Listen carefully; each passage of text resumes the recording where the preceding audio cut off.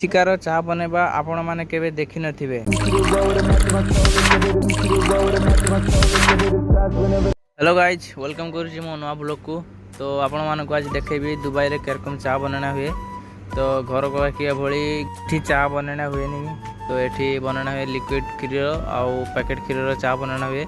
तो एठी 6-7 रकम चा बनना हुए। आपण मानक वर्तमान देखेबी 2 रकम रो चा बनानिया। गोटे लिप्टन चा बनना हुए आ गोटे कड़क चा। तो वर्तमान ये लिप्टन चा बनाऊँगी।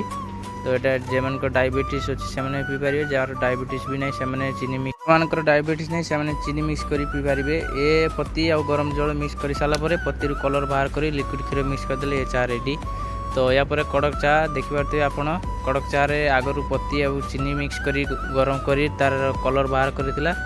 तो ये बास लिक्विड क्षीर ढालिकी से कलर ढाल दे चा रेडी। एमती नुआ नुआ वीडियो आसो, आपण मैंने प्लीज सब्सक्राइब करूँ, लाइक करूँ, कमेंट करूँ।